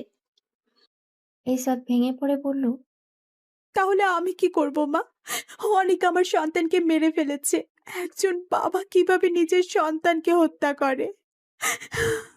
কোহিনূর খান ধীরে বললেন, এখন এসব ভাবিস না, তুই আগে সুস্থ হ, তারপর তোর বাবার ব্যবসায় জয়েন করবি। এরপর কি করতে হবে আমি তোকে বলবো। ইসরাত নিঃশব্দেই চোখ বন্ধ করলো, কিন্তু তার ভেতরে ঝড় থামল না। এদিকে অনেকে ব্যাংক থেকে টাকা তুলে লোকগুলোর হাতে দিয়ে দিয়েছে। সবকিছু শেষ করে সে দ্রুত একটা গাড়িতে উঠে বসলো। গন্তব্য চট্টগ্রাম। এই শহর, এই স্মৃতি, সবকিছু ছেড়ে পালিয়ে যাওয়া ছাড়া তার আর কোনো পথ নেই। গাড়ির সিটে বসে সে তার মেয়ের দিকে তাকালো। ছোট্ট নরম নিঃশ্বাস নিচ্ছে ধীরে ধীরে। কোনো কান্না নেই, কোনো অস্থিরতা নেই। মনে হলো সে যেন জানে সে তার বাবার কাছেই আছে, নিরাপদে। অনেক অনলাইন থেকে বাচ্চাদের কি দুধ খাওয়ানো হয় তা দেখে এরপর কিড ফিডার ভরে তাকে খাওয়াতে লাগলো। হাত কাঁপছিল, তবু যত্নের কোনো কমতি ছিল না। তার চোখে ভিজে উঠল। আমি জানি না সামনে কি আছে, কিন্তু তোর জন্য আমি বাঁচবো। যাই হোক, আমি তোকে বাঁচাবো। গাড়ি ধীরে ধীরে এই শহর ছেড়ে দূরে এগিয়ে যেতে লাগলো, আর তাদের পেছনে পড়ে রইল একটা অন্ধকার ষড়যন্ত্র, যার শুরু হয়েছে মাত্র। লোকগুলো দূরে সরে যেতেই তাদের একজন ফোন বের করলো। ঠান্ডা নির্লিপ্ত কণ্ঠে বলল, কাজ শেষ। বাপ বেটি দুজনকে মেরে মাটির নিচে পুঁতে ফেলেছি। ওপাশ থেকে কি বলা হলো বোঝা গেল না, কিন্তু তাদের মুখের হাসি দেখে স্পষ্ট এটা মিথ্যের উপরে দাঁড়িয়ে আরো বড় কোনো খেলা এগিয়ে চলেছে। হাসপাতালের কেবিনে শুয়ে ইসরাত নিঃশব্দে নিজের পেটের উপরে হাত রাখল। শূন্যতা, এক গভীর অসহনীয় শূন্যতা। তার চোখ বেয়ে নীরবে জল গড়িয়ে পড়ছে। মনে মনে বলতে লাগলো, কত স্বপ্ন ছিল আমার সন্তানকে নিয়ে, অনেককে নিয়ে, একটা ছোট্ট সংসার যেখানে আমরা তিনজন একসাথে থাকবো, কিন্তু অনেক, তুমি সব শেষ করে দিলে। কথাগুলো উচ্চারণ করার মতো শক্তিও নেই তার, শুধু নিঃশ্বাসে নিঃশব্দ কান্না। দরজার আড়াল থেকে সবকিছুই দেখলেন আসলাম খান। মাত্রই দেশে ফিরেছেন। মেয়ের এই অবস্থার খবর পেয়ে সব কাজ ফেলে ছুটে এসেছেন। মেয়ের কান্না, তার ভেঙে পড়া অবস্থা, সবকিছু দেখে তার বুকটা হাহাকার করে উঠল। কিন্তু কিছু না বলে তিনি পাশের কেবিনে চলে গেলেন। পেছনে পেছনে এলেন কোহিনূর খান। কোহিনূর খান ক্ষোভে ভরা কণ্ঠে বললেন, দেখলে তো, একটা রাস্তার ছেলেকে তুলে এনে মেয়ের জামাই করে কি বড় ভুল করলে। আসলাম খান কিছুক্ষণ চুপ করে রইলেন, তারপরে ধীরেই বললেন, মনে আছে কোহিনূর, ইশরাত যখন 5 বছরের ছিল কেউ তাকে হত্যা করতে চেয়েছিল? কোহিনূর খান চমকে তাকালেন। হ্যাঁ, মনে আছে। একজন মহিলা তাকে বাঁচিয়েছিল, বলেছিল সে অপরাধীদের চিনতে পারবে। কিন্তু হঠাৎ এসব কথা কেন উঠছে? আসলাম খান গম্ভীর হয়ে উঠলেন। তার পরের দিন সেই মহিলাকেও হত্যা করা হলো। ঘরের বাতাস ভারী হয়ে উঠল। তিনি আরো নিচু গলায় বললেন, সেই মহিলাকে হত্যা করেছিল আমার বড় ভাই আকরাম খান আর তার স্ত্রী, আর সেই মহিলার বড় বোন মিলে, মানে অনিকের সৎমা। কথাটা শুনেই কোহিনূর খানের শরীর কেঁপে উঠল, চোখ বিস্ফোরিত। মানে অনেক, সেই মহিলার ছেলে? আসলাম খান ধীরে মাথা নাড়লেন। হ্যাঁ, আর আমার বড় ভাই আর ভাবি ওরাই আমাদের মেয়েকে মারতে চেয়েছিল। অনিকের মা সেটা দেখে ফেলেছিল। সে বেঁচে থাকলে তারা আজ জেলে থাকতো। প্রমাণ না থাকায় আমি এতদিন ঘরে কালসাপ পুষেছি। কথাগুলো যেন ছুরির মতো বিঁধল কোহিনূর খানের মনে। তার চোখে জল এসে গেল। নিজের করা অপরাধগুলো একে একে ভেসে উঠছে, কিন্তু সে কিছু বলতে পারছে না, কারণ সত্যিটা যদি প্রকাশ পায় তাহলে সবকিছুই ভেঙে যাবে। সে নিঃশব্দেই মাথা নিচু করে বসে রইল। মনে মনে আল্লাহর কাছে ক্ষমা চাইতে লাগলো। আসলাম খান দীর্ঘশ্বাস ফেলে বললেন, এই জন্যই আমি ছেলেটাকে জামাই করেছি। ও অনেক কষ্টে বড় হয়েছে, সৎ মায়ের নির্যাতনে। তার মা বেঁচে থাকলে এমন হতো না, এত নির্যাতন হতো না। বলো তো কোহিনূর, আমি কি ভুল করেছি? ছেলেটার মা মারা গিয়েছে আমাদের মেয়ের কারণে। কোহিনূর খান চুপ। তার কাছে কোনো উত্তর নেই। অন্যদিকে চট্টগ্রামে পৌঁছে গেছে অনেক। সবকিছু পেছনে ফেলে নতুন একটা জীবন শুরু করার চেষ্টা। সে তার স্কুল জীবনের এক বন্ধুর সাথে যোগাযোগ করলো। বন্ধুরাই তাকে আশ্রয় দিল, সাহায্য করলো। অনেক একে একে সব সিম কার্ড, মোবাইল নষ্ট করে ফেললো। নিজেকে সম্পূর্ণ অদৃশ্য করে দিল পুরনো জীবনের কাছ থেকে। তারপর বন্ধুর সাহায্যে একটা ছোট্ট বাসা ভাড়া নিল। একজন কাজের মেয়েকে রাখলো, শুধু তার মেয়ের দেখাশোনার জন্য। দিন গড়িয়ে যেতে লাগলো। অনেক ধীরে ধীরে একটা ছোট্ট সংসার শুরু করলো, ব্যবসা শুরু করলো টেক্সটাইলের। শুরুটা ছোট, খুবই ছোট, কিন্তু তার চোখে ছিল একটাই লক্ষ্য। আমাকে বাঁচতে হবে আমার মেয়ের জন্য। আবির ফিরে এলো। কেউ টের পাওয়ার আগেই সরাসরি গিয়ে দাঁড়ালো ইসরাতের রুমে। দরজার কাছে দাঁড়িয়ে কিছুক্ষণ চুপচাপ তাকিয়ে রইল, তারপর ঠান্ডা গলায় বলল, তুই এমন একটা জঘন্য ছেলেকে কিভাবে পছন্দ করলি ইসরাত? ইসরাত কোনো উত্তর দিল না। সে নিঃশব্দে বসে রইল, চোখ নিচু, ঠোঁট কাঁপছে। আবির আবারও বলল, আমি ওই ভিখারির বাচ্চাকে ছাড়বো না, সামনে পেলে শেষ করে দিব। এবার ইসরাত ধীরে মুখ তুলল। চোখে ক্লান্তি, কিন্তু ভেতরে জমে থাকে আগুন। তোমার কিচ্ছু করতে হবে না আবির ভাই, তুমি শুধু অনেককে আমার সামনে এনে দাও। আমি শুধু একটা প্রশ্ন করব, একজন বাবা হয়ে নিজের সন্তানকে সে কিভাবে হত্যা করলো? তার কণ্ঠ ভেঙে গেল। তারপর যা করার আমি করব। ইসরাতের এই কথা শুনে আবিরের ঠোঁটে ধীরে ধীরে ফুটে উঠল এক অদ্ভুত হাসি। গভীর, নিঃশব্দ, কিন্তু শীতল, যেন সে এই মুহূর্তটার জন্যই অপেক্ষা করছিল। ঠিক তখনই দরজা খুলে ভিতরে ঢুকলেন আসলাম খান। আবিরকে দেখে একটু থমকে গেলেন। আবির, তুই কখন আসলি? আবির স্বাভাবিক ভঙ্গিতেই বলল, এই তো চাচা, ইসরাতের ব্যাপারটা শুনেই চলে এলাম। তারপর আর এক মুহূর্ত না দাঁড়িয়ে চোখের কোণের সেই মুচকি হাসিটা রেখে সে রুম থেকে বেরিয়ে গেল। আসলাম খান ধীরে ইসরাতের পাশে বসে বললেন, তুই এভাবে ভেঙে পড়লে চলবে? আমার কি আর কোনো সন্তান আছে? তুই তোর সন্তান হারিয়ে এমন হয়ে গেছিস, আমি তো ভয় পাচ্ছি আমি যেন তোকে না হারাই। কথাগুলো শুনে ইসরাত চমকে উঠল। তার চোখ আবারও ভিজে উঠল। কি করব বাবা? আমি তো আমার সন্তানের মুখটাও দেখতে পারলাম না। 10 মাস ধরে বুকে নিয়ে রেখেছিলাম। আর সে দুনিয়ার আলো দেখার আগে। কথা শেষ করতে পারল না, হঠাৎ করেই কান্নায় ভেঙে পড়ল। আসলাম খান তার মাথায় হাত রেখে ধীরেই বললেন, সব ভুলে যা আমার জন্য। আগামীকাল থেকে আমার কোম্পানিতে জয়েন কর। ইসরাত চোখ মুছে ধীরে মাথা নাড়ল। ঠিক আছে বাবা, কাল থেকে যাব। অন্যদিকে চট্টগ্রামে অনেক নতুন জীবনেই নিজেকে মানিয়ে নেওয়ার চেষ্টা করছে, কিন্তু একটা বিষয় সে কয়েকদিন ধরেই খেয়াল করছে। বাসার মালিকের মেয়েটা যেন তাকে অদ্ভুতভাবে লক্ষ্য করে। আজ আর না পেরে অনেক সরাসরি জিজ্ঞেস করলো। আপনি কি আমাকে কিছু বলতে চান? মেয়েটা একটু ইতস্ত করে বলল, আপনার স্ত্রী নেই? আর এই বাচ্চাটা আপনার? অনেক এক মুহূর্ত থেমে বলল, ওর জন্মের সময় ওর মা মারা গেছে। আর হ্যাঁ, ও আমার মেয়ে। কথাটা বলার সময় তার চোখের ক্ষণিকের জন্য একটা ব্যথা ফুটে উঠল, যা সে লুকানোর চেষ্টা করলো। মেয়েটার চোখে জল এসে গেল। সে ধীরে এসে বাচ্চাটাকে কোলে তুলে নিল। আমার নাম মিহি। আমি এই বাসার মালিকের মেয়ে। মেয়েটা স্নেহ ভরে শিশুটিকে আদর করতে করতে জিজ্ঞেস করলো। নাম কি ওর? অনেক নরম গলায় বলল, সায়রা তাবাসসুম তিতি। মিহি মৃদু হেসে বলল, খুব সুন্দর নাম। এদিকে আবির ধীরে ধীরে কোহিনূর খানের রুমে ঢুকলো। তার চোখে সেই চেনা ঠান্ডা দৃষ্টি। ছোট মা, দেখলে তো কিভাবে সব সমস্যা শেষ হয়ে গেল। শুধু শেষ না, সমস্যা একেবারে পৃথিবী থেকে বিদায়।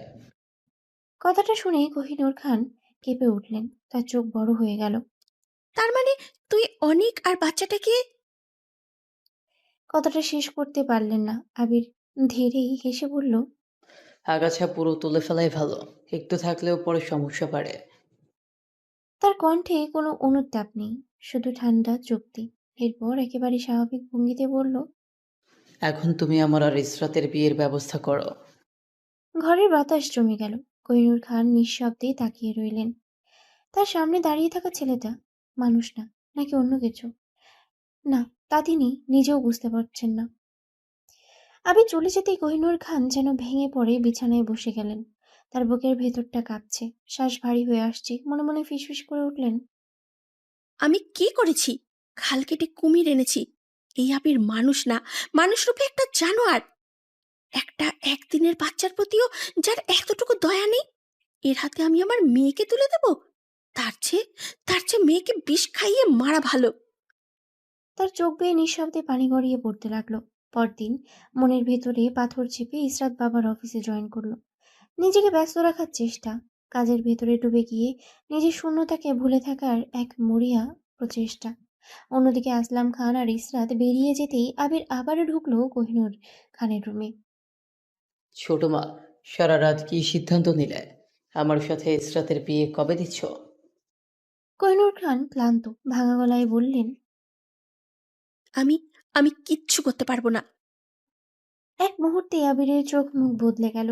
রক্ত লাল দৃষ্টি। সে ঝাঁপিয়ে পড়ে কোহিনূর খানের গলা চেপে ধরল। কি বললে? ছোট মা, তোমার কথা মতো আমি সব করেছি। ওদের আলাদা করেছি, সব কিছু শেষ করে দিয়েছি। আর এখন তুমি পল্টে নিচ্ছ? কোহিনূর খান মরিয়া হয়ে তাকে ঠেলে সরিয়ে দিলেন। গভীর শ্বাস নিতে নিতে বললেন, আবির, তোর মাথা ঠিক আছে? আমি তোর চাচি। আর একটু হলে আমি মরে যেতাম। আবির গর্জে উঠল। তাহলে পোল্টি মারছো কেন? কোহিনূর খান এবার কঠিন গলায় বললেন, আমি তোকে বলেছিলাম ওদের আলাদা করতে, মেরে ফেলতে না। আবির কিছুক্ষণ চুপ রইল। তার চোখে আবার সেই ঠান্ডা ভাব ফিরে এলো। কোহিনূর খান দীর্ঘশ্বাস ফেলে বললেন, এখন যদি পারিস ইসরাতকে নিজে রাজি করিয়ে বিয়ে কর। আমি আর কিচ্ছু বলবো না। কথাটা শুনেই আবির কিছু বলল না, চুপচাপ ঘর থেকে বেরিয়ে গেল।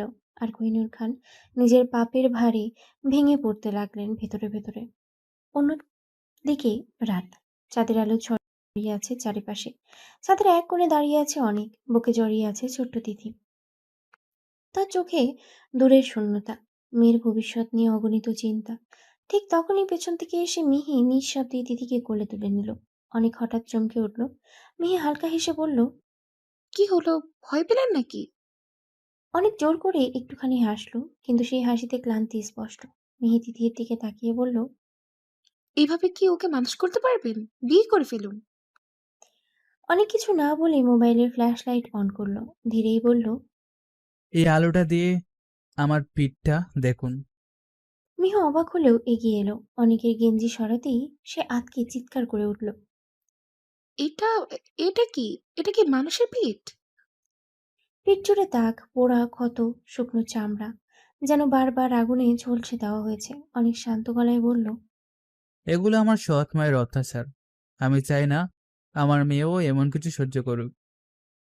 তার কণ্ঠে ছিল না অভিযোগ, ছিল শুধু ভয় আর প্রতিজ্ঞা। মিহির চোখ ভিজে উঠল। সে ধীরেই বলল, হাতের 5টা আঙুল একরকম হয় না, সব মানুষ এক না। আপনি ভয় পাবেন না। আপনি কাজে গেলে তিথিকে আমার কাছে রেখে যাবেন। চাঁদের আলোয় দাঁড়িয়ে একটা নতুন সম্পর্কের সূচনা হলো, বিশ্বাসে আর একটুখানি আশার। এদিকে আবির হঠাৎ করে ইসরাতের হাত চেপে ধরে টেনে ছাদের দিকে নিয়ে গেল। তার গ্রিপ শক্ত, প্রায় জোর করেই। ইসরাত একটু ভয় পেলেও নিজেকে সামলে নিল। ছাদে এসে হাত ছাড়িয়ে নিয়ে শান্ত গলায় বলল, আবির ভাই, আমাকে এখানে আনলেন কেন? আবির কিছুক্ষণ চুপ করে তার দিকে তাকিয়ে রইল। চাঁদের আলোয় তার চোখ দুটো অদ্ভুতভাবে ঝলসে উঠছে। তারপর ধীরেই বলল, ইসরাত, তুই তো জানিস ছোটবেলা থেকে তোকে আমি কতটা ভালোবাসি। যখন শুনলাম তুই অন্য কাউকে ভালোবেসে বিয়ে করেছিস, বিশ্বাস কর বুকের মধ্যে পাথর চেপে সেটা মেনে নিয়েছিলাম। সে একটু থামলো, ঠোঁটের কোণে মৃদু হাসি। কিন্তু এখন সে তোকে বেইমানি করে ছেড়ে চলে গেছে। এখন তুই কি আমাকে একটা সুযোগ দিবি না? কথাগুলো শুনে ইসরাত থমকে গেল। তার বুকের ভেতরটা যেন শক্ত হয়ে আসছে। শ্বাস নিতে কষ্ট হচ্ছে, তবুও নিজেকে সামলে বলল, আবির ভাই, আমার ভেতরের এই ক্ষত এত সহজে সেরে যাবে না। আমার সময় লাগবে, অনেক সময়। আবির এক পা এগিয়ে এলো। কত সময় লাগবে? ইসরাত চোখ নামিয়ে বলল, হয়তো 1 মাস, হয়তো কয়েক বছর। কিছুক্ষণ নীরবতা। তারপর আবির হঠাৎ হেসে উঠল, একটা অদ্ভুত চাপা হাসি। আমি রিস্ক নিতে চাইনি। যত সময় লাগে নে, 1 বছর, 2 বছর, 5 বছর, আমি অপেক্ষা করব। সে একটু ঝুঁকে নিচু গলায় যোগ করলো, কিন্তু এবার তুই শুধু আমার। ইসরাত ধীরে মাথা তুলল, তার চোখে ক্লান্তি, কিন্তু ভিতরে লুকোনো এক সতর্কতা। ঠিক আছে, কিন্তু একটা শর্ত আছে। এর আগে তুমি আমাকে কোনোভাবে চাপ দিবে না, ডিস্টার্ব করবে না। আবির এক মুহূর্ত তাকিয়ে রইল, তারপর মাথা নাড়ল। ঠিক আছে। ইসরাত আর এক মুহূর্ত দাঁড়ানো না, দ্রুত সিঁড়ির দিকে হাঁটা দিল। তার চোখে চলে যাওয়া দেখতেই আবিরের মুখে ধীরে ধীরে ফুটে উঠল এক বিকৃত আনন্দ। সে নিঃশব্দেই হেসে উঠল, চোখ বন্ধ করেই যেন কোনো জয়ের স্বাদ নিচ্ছে। সময় নাও, যত সময় লাগে, শেষটা তো আমার হাতে।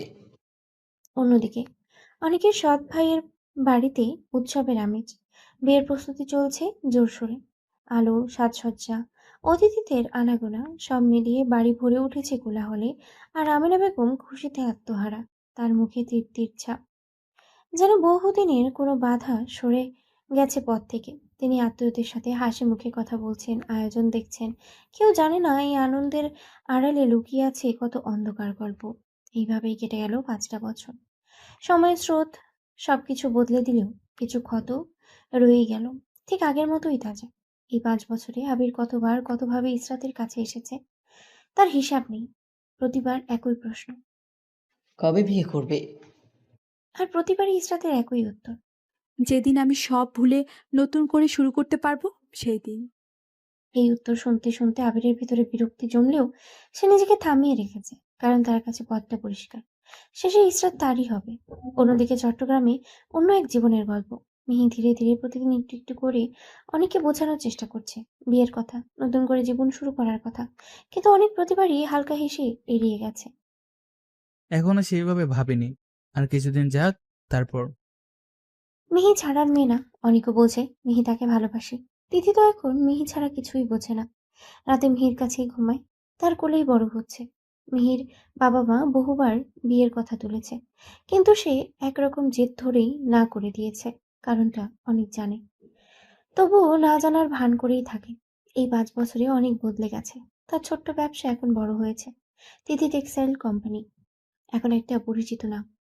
সম্প্রতি কোরিয়ার একটি বড় কোম্পানি শীতকালীন পোশাকের বিশাল অর্ডার দিয়েছে। মোট 1,000 কোটি টাকার কাজ। এর মধ্যে 100 কোটি টাকার অর্ডার পেয়েছে তিথি টেক্সটাইল। এই কাজের জন্য অনেককে যেতে হলো কোরিয়ান কোম্পানির বাংলাদেশ অফিসে। সেখানে গিয়ে ডিল সাইন করলো সে। অন্য বড় কোম্পানিগুলোও তাদের অংশের অর্ডার পেল। সবকিছু শেষ করার পর কোরিয়ান কোম্পানির সিইও মাইক্রোফোন হাতে নিয়ে বললেন, আপনাদের সবাইকে আন্তরিক শুভেচ্ছা। আমরা মোট 6টি কোম্পানিকে এই প্রজেক্টে যুক্ত করেছি। এই প্রজেক্ট চলাকালীন সব কোম্পানির 6 জন প্রতিনিধি একসাথে আমাদের হেড অফিসে কাজ করবে। সবাই হাততালি দিল। অনেকের চোখেও একরাশ তৃপ্তি। কিন্তু পরের কথাটাই সবকিছু বদলে দিল। সিইও আবার বললেন, এই প্রজেক্টের নেতৃত্ব দিবে খান টেক্সটাইল কোম্পানির সিইও মিস ইসরাত খান। মুহূর্তে অনেক স্থির হয়ে গেল। তার বুকের ভেতরে যেন কেউ হঠাৎ করেই জোরে আঘাত করলো। শরীর কাঁপতে লাগলো। শ্বাস ভারী হয়ে উঠল। ইসরাত, সে ধীরে মাথা তুলল। আর ঠিক তখনই সামনে এসে দাঁড়ালো ইসরাত। দুজনের চোখে চোখ পড়ল। সময়ের 5 বছর যেন এক মুহূর্তেই গলে গেল। সব পুরনো স্মৃতি, কষ্ট, ভালোবাসা একসাথে ফিরে এলো। ইসরাত স্থির হয়ে গেল। তার চোখ হঠাৎ বড় হয়ে উঠল।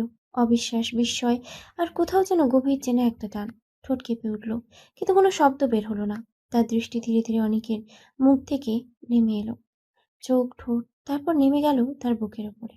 যেন যাচাই করছে, এটা কি সত্যি সে, নাকি কোনো ভুল দেখা। তার চোখে জল চিকচিক করে উঠল, কিন্তু সে তো আটকে রাখলো একটা দীর্ঘ ভারী নিঃশ্বাস। রাগে ঘৃণায় ইসরাতের শরীর কাঁপছে।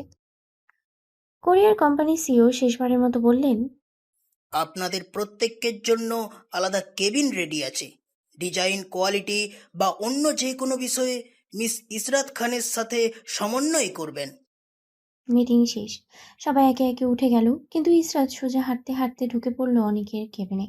দরজা বন্ধ হওয়ার শব্দটা যেন ভেতরের উত্তেজনাকেও আরো ঘন করে দিল।